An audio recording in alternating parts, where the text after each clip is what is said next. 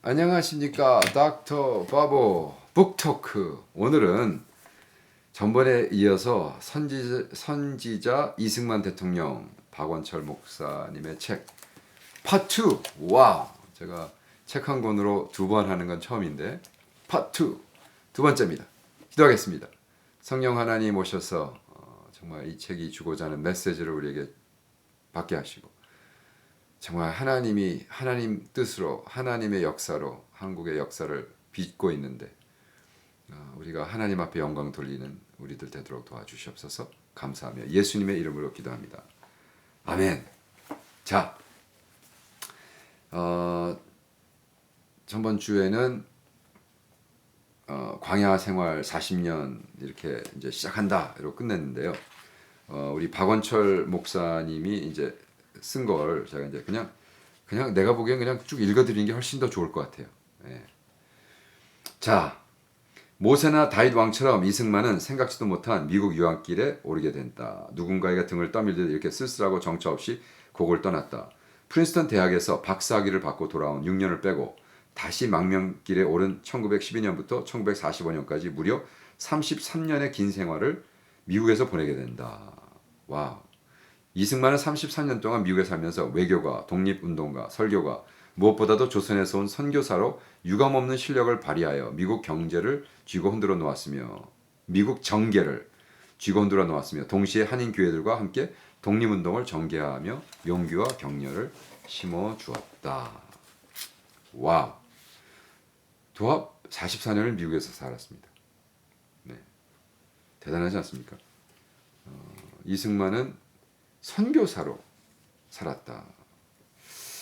자, 그런데 게일 선교사의 추천서 한 통이 햄릿 목사를 통해 이승만을 미국의 명문 조지 워싱턴 대학 학생이 되게 하는 길을 열어주었다. 이 섭리를 시작으로 이승만은 하버드 대학교, 프린스턴 대학교 박사 등, 그러니까 하버드에서 석사, 프린스턴에서 박사, 미국 최고 명문 대학 세 곳을 5년 만에 끝내는 기염을 토하게 된다. 더욱이 인문학 박사학위를 2년 만에 끝냈다는 것은 동양인 최초의 사건이지만 미운데 몇 안 되는 아주 특별한 천재이다. 경우이다. 천재죠, 천재. 그죠?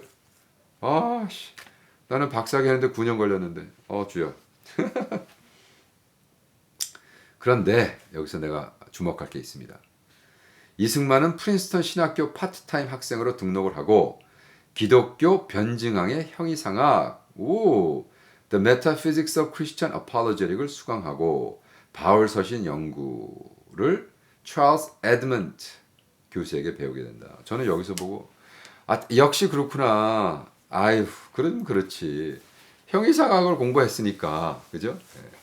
이승만이, 그러니까 나는 이승만 대통령이 그 상을 생활하는 거 보고 글 쓰는 거 보면 실전 철학가거든요.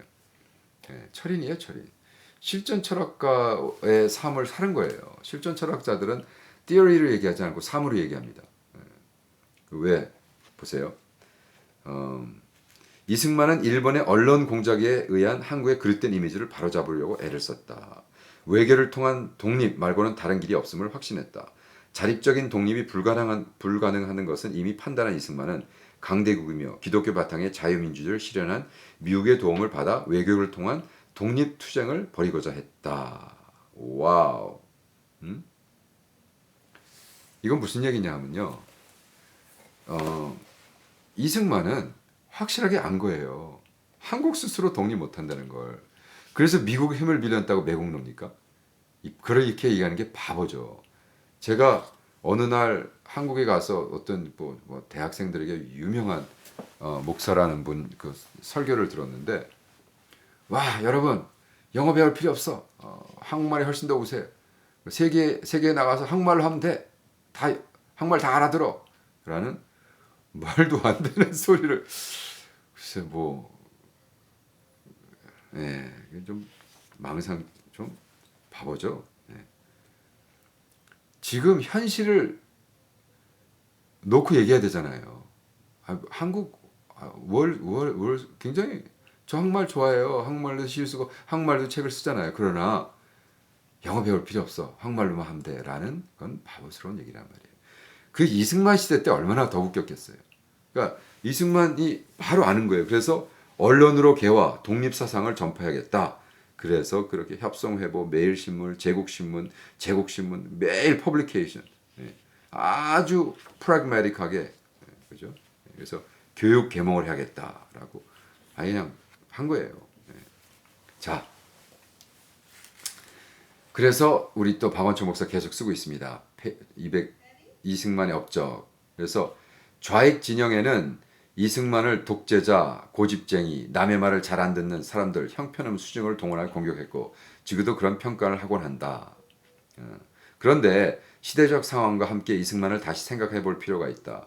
일본의 강압 통찰에 40년께 넘은 나라는 초토화되고 쭉쭉쭉 얘기합니다. 그래서 자유민주도 심어야 하고 자유시장 경제도 도입해야 하고 강한 군대도 필수적이고 무엇보다도 장래의 나라를 경영할 사람을 키우려면 교육을 잘 시켜야 하는데 이런 민족적인 과업을 성취하려는 지도가 과연 다양히 고집스러워하고 불도저 같이 하지 않을까라고 얘기합니다. 그래서 박원철 목사가 아주 날카롭게 지적하는 거죠. 그러면서 예언자의 눈으로 시대를 읽었다. 와우. 대단합니다. 어떤 희생을 치르더라도 통일을 해야 한다는 이승만의 불타는 집념은 아무도 막을 수가 없었다. 네. 바로 봤습니다. 잘 봤습니다. 그래서 미국 정치인들도 이승만을 선지자, 프로핏이라고 불렀다는 거예요. 남들이 보지 못하는 것을 보고 미래를 예언했기 때문이다. 하나님만 바라보고 하나님으로부터 오는 소리를 듣고 전해야 하기 때문에 선지자는 늘 외롭다. 이승만은 외로운 선지자였다. 와우. 그래서 이승만 대통령을 선지자. 그런데 그 선지자가 어떠한 철학에 의해서 했냐? 철학적인 접근 다시 이야기하지만 이승만은 실존 철학자였다. 그리고 실존 철학적인 프라그마틱하고 했다는 거죠. 반대편에게 인정받는 것도 어떻게 인정받는 미국 정서로는요. 미국 정서로는 반대하는 사람을 저 사람은 프로페시다라고 얘기하는 건 굉장히 어떤 면에서 칭찬하는 겁니다. 미국 정서, 문화적인 정서에는. 그러니까 이승만을 미워했지만 미국이 골치 아픈 거야. 말을 안 들어 먹어. 한국을 위한 입장에서 왜 한국은 미국에서는요. 미국은 그때 한국은요 존재도 안 했어요, 여러분. 제가 1973년도 미국 왔을 때 I'm Korean 그랬을 때 What's that? 예, 코리아는 아예 몰랐어요. 예? 그러니 이승만 때 미국이 보는 한국은 어땠을까? 이건 아무 존재도 안 하는 거죠. 근데 죽어라 그렇게 한국을 위해서 애쓰니까 쟤는 예언자다 이렇게 했다는 거예요. 대한민국 독립국을 태동시키다. 이승만은 이런 북쪽의 변화를 면밀히 들여다보고 있고 위기를 느꼈다. 북한만 공산을 하려는 것이 아니라 남한까지 공산을 하려는 계획을 알게 된 이승만이 선택한 카드는 무엇일까? 그죠? 뭐예요? 네. 하지만 미 군정은 이승만을 과대망상 환자로 취급하고 제거하려고 했다. 이승만이 없으면 공산당과 자유민주주의 진영이 합작하여 정부를 수립하고 미국과 소련의 신탁 통지로 쉽게 갈 수 있는데 그의 거칠고 맹렬한 반공 정신을 이길 수가 없었다. 그래서 미국은 정말로 자기네 마음대로 정치를 합니다.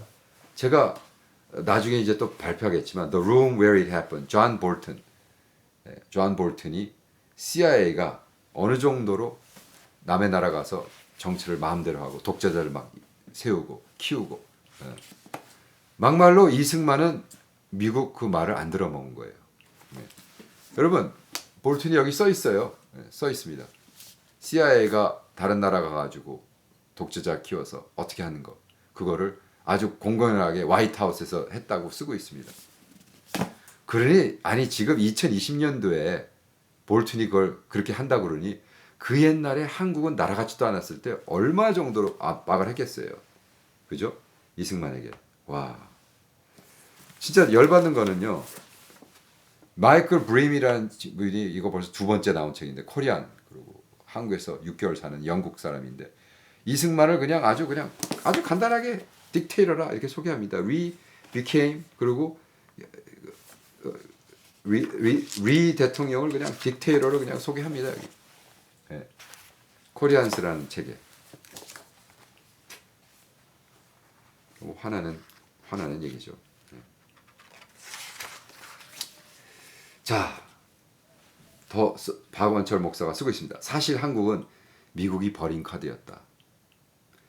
미국이 볼 때 한반도는 별로 전략적 가치가 없는 나라였다. 그래서 해방 후에는 한국에 경제 지원이나 군사 지원을 하지 않는 것이다. 이런 이유로 미국은 유엔의 한국 정부 승인 후 1949년 썰물처럼 한반도에서 미국을 일본으로 완전 철수시켰다. 여기에 한술 더 떠 미국 국무장관 에치스는 1950년 1월 26일 12월 6.25 전쟁이 터지기 5개월 전에 미국의 극동 방위선은 필리핀에서 일본을 지나 알류산 열도로 이어진다고 선언했다. 한국은 방위선에서 제외된 것이다. 소련과 김일성은 회심의 미소를 지었다. 김일성은 단걸음에 스탈린을 만나러 소련에 가서 약 한 달간 머무르며 남침 계획을 승인받고 유사시 중공군의 지원 계획까지 합의하여 귀국했다. 와우, 엄청나지 않습니까? 네. 그러니까 미국이 골치 아프고 귀찮고, 그러니까 일본으로 다 철수시키고, 그죠? 소련과 김일성은 그때 와우, this is it. 그래서 6.25를 터뜨렸다는 거죠. 그죠? 그런데 빛나는 승부수 한미 상호 방위조약. 이승만은 승부자 기질이 아주 농후했던 인물이다. 쉽게 좌절하거나 포기하지 않았다. 문제가 있으면 부지런히 해법을 찾았고 그래도 안 되면 때를 기다리며 자신을 준비시켜 나갔다. 절치부심하며 와 절치부심 이게 뭐죠? 몹시 분해서 이를 갈고 마음을 썩힘. 즉 이를 악물고 마음을 썩히며 다짐하는 굳은 결심. 참 이승만 대통령 대단했던 것 같아요. 네. 그런 이승만을 우리는 아직도 참 안타깝게 독재자로 밀어버렸습니다.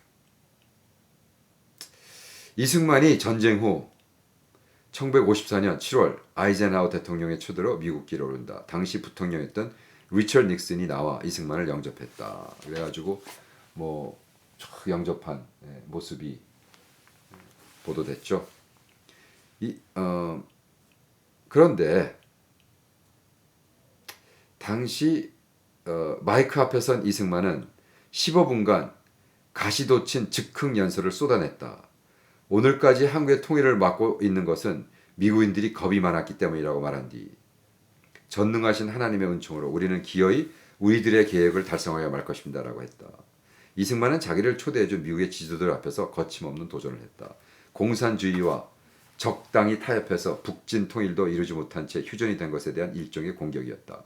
한마디로 미국의 세계 정책에 대한 불만스러운 공격이었다. 이승만은 비굴하지 않았고 적당히 타협하려 들지 않았다. 자신이 옳다고 생각한 것은 여과 없이 쏟아내는 사람이었다. 할렐루야. 저는 저희 아버님 오자 성자 근자 오성근 박사님에 대한 책을 쓰려고 한국에 나가서 그때 당시 의사였던 분들과 인터뷰를 해서 지금 연구하고 있고 신한민보 그걸 좀 찾아서 우리 신한민보 주석 주필하실 때 글들을 많이 쓰셨는데 지금 다 없어졌어요. 그때는 디지타이즈가 안 됐기 때문에 그래가 좀 찾아서 우리 아버님이 주필로 어떤 글을 썼는가 그래서 그러고 있는데 사실 많은 우리 아버님 친구분들이 우리 아버님에 대해서 이렇게 얘기해요. 너희 아버님은 정말 할 말을 그 자리에서 그 자리에 칼이 들어오건 자기한테 불이익이 있건 상관없이 하던 사람이었다라고 참 친구들에게 이렇게 존경받기 힘들잖아요. 근데 참 안타깝습니다. 저도 그래서 좀 신한민보를 빨리 찾아야 되는데 어디서.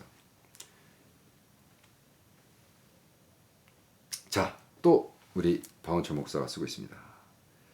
결국 중공군의 전쟁 참여로 국군은 후퇴하게 되었고 서울을 다시 빼앗겼다가 도로 38돈 중심으로 1953년 휴전까지 거의 2년 동안 애꿎은 인명피해만 내며 지루한 전쟁을 계속하게 된다. 그런데 설상가상으로 미국은 또다시 역사의 실수를 반복했다. 한반도에서 승리가 불가능하다는 판단을 내린 미국은 일단 휴전으로 하고 미국을 철수시킨 뒤 다음 일본을 재무장시켜 중국과 소련에 대한 견제 세력으로 이용하는 쪽으로 입장을 정리해버린 것이다. 야, 박원철 목사가 이렇게 글 잘 쓰는지 몰랐어요. 아니, 그냥 쏙쏙 들어오지 않습니까? 와, 아, 맞아.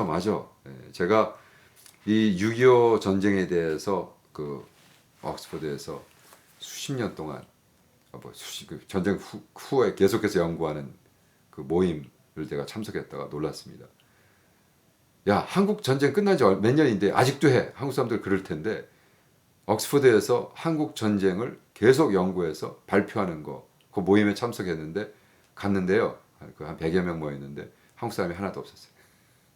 거기 대표가 저한테 와서 그때 그 했던 분이 저한테 같이 거기서 밥 먹다가 근데 왜 한국 사람이 안 왔습니까? 저한테 반문을 하는데 제가 몰라요. 그리고 저한테 물어요. 저 미국 사람이에요. 저 미국에 살아요. 저 미국에 산지 미국 시민이에요. 그러고 하도 쪽팔려가지고 왜 한국 6.25 연구를 왜 한국 사람이 안 하냐는 거예요. 예? 아 주여. 자 계속 이제 이승만 철학에 대해서 얘기하겠습니다.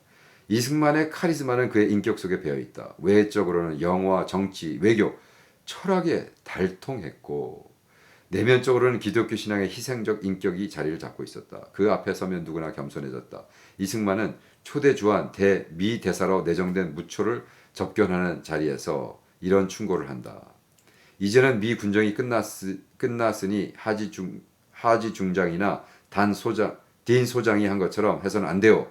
당신은 나의 친구 트루먼 씨가 각별히 나와 우리 민족을 위해 힘껏 도우라고 파송해 준 사람이요. 그러니 내가 이 땅을 통일시킬 때까지 내 곁에서 힘써 도와줘야 합니다. 무초를 아주 그냥 미국 대사를 불러놓고 아이 다루듯 나를 잘 도우라고 충고하고 있다. 와. 이승만은 미국 대사를 마치 자기 집 일꾼 부리듯이 한국 대통령이 나를 위해 통일될 때까지 열심히 보필하라고 했으니 참 대단한 분임에 틀림없다. 멋지지 않습니까? 그런 분이 이승만이었다는 거죠. 그리고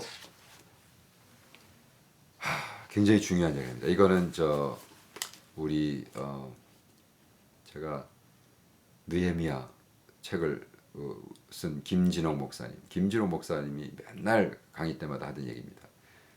토지 개혁에 대한 거죠. 김진홍 목사님은 토지 개혁에 대한 강의를 많이 했는데 토지 개혁에 대한 하나님의 창조 원리, 이승만이 미 군정과 함께 이뤄낸 혁명 같은 사업 중 하나가 바로 토지 개혁이었다.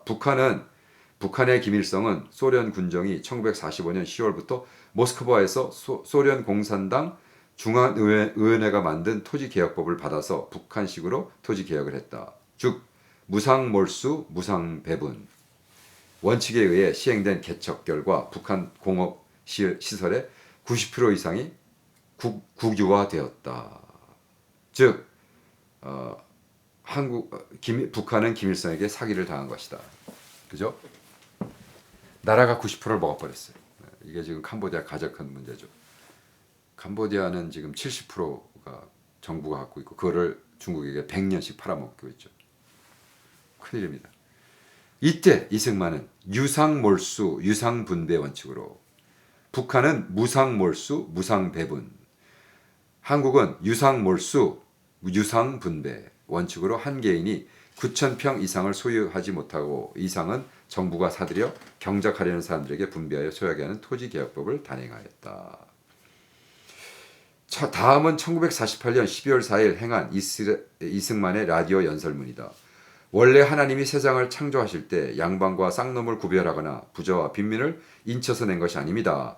모든 사람이 다 동등하게 천연적 복리를 누리게 한 것인데 그 중에서 지혜도 있고 능력도 있는 사람들이 모든 재원을 욕심껏 점령하여 사유물을 만들어 자자손손이 유전해서 필경은 몇몇 사람의 소유물로 인정을 받게 된 거로 임금이 된 이는 그 나라가 다 자기 사유물이라 하였으며 우리가 주장하는 민주 정체의 주인은 반상이라 귀천이라 하는 등분이 다 없고 5. 모든 인민이 평등 자유로 천연한 복리를 다 같이 누리게 하는 것입니다. 이 주장을 세우기 위하여 근본적 병통을 먼저 교정하여야 하며 모든 폐단이 차사로 바로 잡힐 것이므로 토지개혁법이 유일한 근본적 해결책이라는 것입니다. 와, 너무나 멋지지 않습니까? 그렇게 이승만은 당당한 자유민주자의 수호자였며 철저한 자유민주자의 수호자인 이승만 덕분에 지금 대한민국은 전 어디 세계 어디나 내봐도 손색 없는 지나칠 정도로 자유민주주의 국가가 되었다. 지나칠 정도로. 너무 재밌죠. 지나칠 정도로. 예. 제가 오늘 이거 발표하는 날 우리 전두환 독재자가 이제 따발총 쏜 거 헬기 쓴 거 해서 감옥에 간다는 소식을 들었어요. 할렐루야죠. 나쁜 놈들로 가야죠. 그러니까 한국은 정말로 민주주의 미국보다 더 잘하고 있잖아요. 미국은 대통령 임피치하고도 감옥 못 보내잖아요. 감옥 못 보내잖아요. 예? 와, 그러니까 정말로 철학 원리를 이용하지 않고 민주주의를 해가지고 진짜 실행한 자이란 말이죠. 키포인트죠. 키포인트. 그리고 더 중요한 건 이승만이 국민들에게 얼마나 특별한 인물이었는가. 이승만은 독재자가 아니다. 독재자. 왜? 특히 대통령이 하야 당시 보세요. 초대 대통령의 경우 어떤 허물이 있더라도 나라를 건국한 공적을 덮을 수 없다는 사실 때문에 비록 4.19 혁명에 참석한 사람일지라도 이승만 대통령을 고소하지 않았다. 특히 이 대통령이 하야할 당시 수많은 백성들이 경무대 앞에서 통곡하고 하야를 만류하는 광경은 놀라운 일이었다. 혁명이 일어난 상황에서도 상상할 수 없는 일이다. 그만큼 이승만은 한국 국민의 특별한 존재였다. 이승만은 독재자가 아니다. 독재란 절대 권력을 행사하여 백성의 기본권을 억압하고 개인의 자유와 재산, 참정권을 박탈하는 것을 말하며 자신의 권력 유지를 목적으로 가혹하고 무자비한 폭력을 행사하는 것을 말한다. 독재 국가에서는 국민 투표를 자유롭게 할 수 없다. 독재란 철저하게 개인의 자유와 권리를 박탈하는 것이다. 놀라지 않습니까? 한국은 지금 이뤘잖아요. 이승만 때문에. 미국은 지금 보세요. 내려가지 말라는데도 자기가 스스로 그죠? 스스로 하와이를 가잖아요. 근데 우리 지금 트럼프는 안 뽑혔는데도 안 가겠다고 그게 민주주의라고 우기고 있잖아요. 와, 말도 안 되죠. 자, 이승만이 우리 민족의 특별한 것은 첫 번째 민주주의를 정착시켰다. 그죠? 우리는 그 민주주의를 통해서 여자도 또 대통령도 뽑았잖아요. 그죠? 독재자 딸. 대단한 겁니다, 한국은. 두 번째, 대륙 문화권에서 해양 문화권으로 한국의 방향을 전환시켰다. 와, 놀라운 거죠. 해양 문화. 세 번째, 자신이 세운 민주주의의 원칙을 끝까지 지켰다. 그게 뭐예요? 그죠? 내려왔어요. 자기는 그래? 그러면서 반공 사상을 심고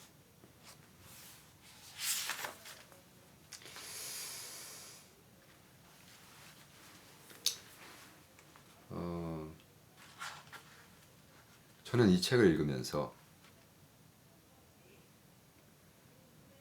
이승만은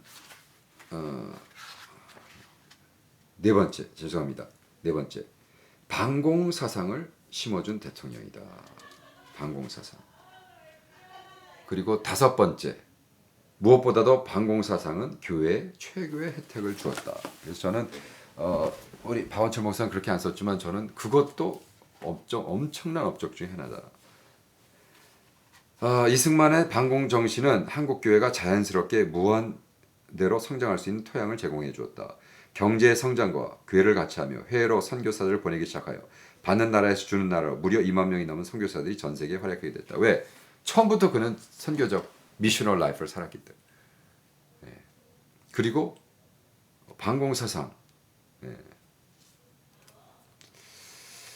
내 사랑 대한민국을 주의 손에 맡기며 프란체스카 여사도 그랬어요.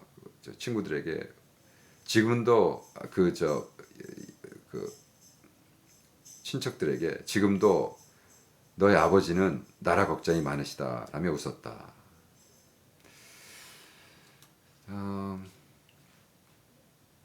마지막에 이렇게 쓰고 있습니다. 박원철 목사님이 불멸의 한국인 이승만. 글을 마치려니 아쉬움이 밀려온다. 이승만 대통령을 제대로 드러내지 못한 것 같고 더 자세한 내용을 쓰지 못한 것 같아 미련이 남는다. 무엇보다 그분의 존재가 사라져버린 것에 대한 그림이 더 컸기 아쉬움이 남는다. 왜 한국 사람들 밥상 크게 잘 차려놓고 차린 게 없다고 먹고 가라고. 저는 제 생각에는요. 와, 이 책 정말 너무 잘 썼어요. 가능한지는 모르지만 우리 박원철 목사랑 내가 인터뷰해서 한번 또 올릴게요. 그리고 제가 정말 좀 클래리파이 했으면 좋겠어요. 제가 이 책을 읽으면 이 책이 우리 저 태극기 휘날리면 그룹에서 너무 악용되지 않을까 좀 걱정이 돼서 그래요. 이 책 전체 흐름이 그게 아니거든요. 지금. 근데 너무 안타깝습니다. 근데 어쨌든 그래서 좀 그 하고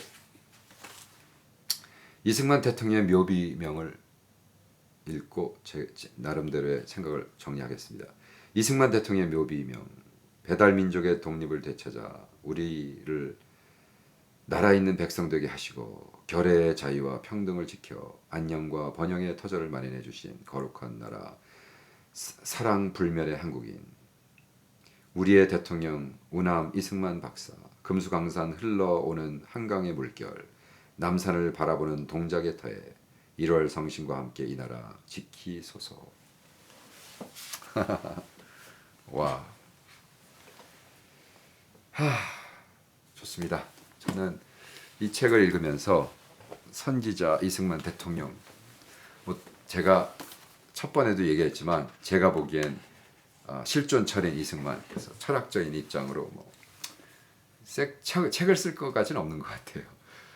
제가 이 책을 읽으면서 너무나 고마웠던 게 저에게 모티베이션을 줬던 게 저를 자극했던 게 우리 아버지에 대한 책을 좀 진짜 써야겠다. 오성근 박사님 정말 한국에서 영등포에서 피부비뇨기과로 잘 있다가 그 박정희에 대한 글 아무것도 아니에요. 대단한 글도 아니었어요. 간단한 거 그냥 의사협의제에다 선거 갖고 두드려 맞고 CIA 잡혀가고 CIA 가서 막 하고 그래서 안 여기서 못 살겠다. 우리 애들을 위해서라도 이민 가야겠다. 73년도 미국에 이민 오십니다. 그때 가져온 책만 원턴. 그리고 정말 인텔리죠. 지성인이셨죠. 그래서 신한민보에서 주필로 오래 생활하셨는데 저는 사실 그 종교라는 것 때문에 아버님과 이렇게 부딪히고 싸우고 참 불효자식이었어요. 제가 봐도. 근데 제가 많이 회개하고 아버님이 돌아가시기 한 달 전에 예수 믿고 돌아가셨지만 아버님이 그 정치 그래서 그분도 어떤 면에서 선지자였는데 그래서 선지사 오성근 박사 뭐 이런 거로 쓸까 모르겠습니다. 그러나 중요한 건 정말로 잘 아는 사람이 깊게 그의 삶을 연구해서 이렇게 책 한 권으로 이승만 대통령 독재자라고 쓰고 있는데 그것이 좀 오명이 됐으면 좋겠습니다. 그래서 정말 마이클 브린 뭐 이런 사람들이 책 내서 하는 거를 우리 스스로 우리가 다른 사람들이 다른 나라 사람들이 우리 나라 역사에 대해서 쓰지 않고 우리가 했으면 좋겠습니다. 그리고 제발 좀 훌륭한 사람은 우리 스스로 지키고 이걸 영어로 써서 좀 세계화했으면 좋겠다는 욕심이 들었습니다. 감사합니다. 다음 북톡에서 뵙겠습니다.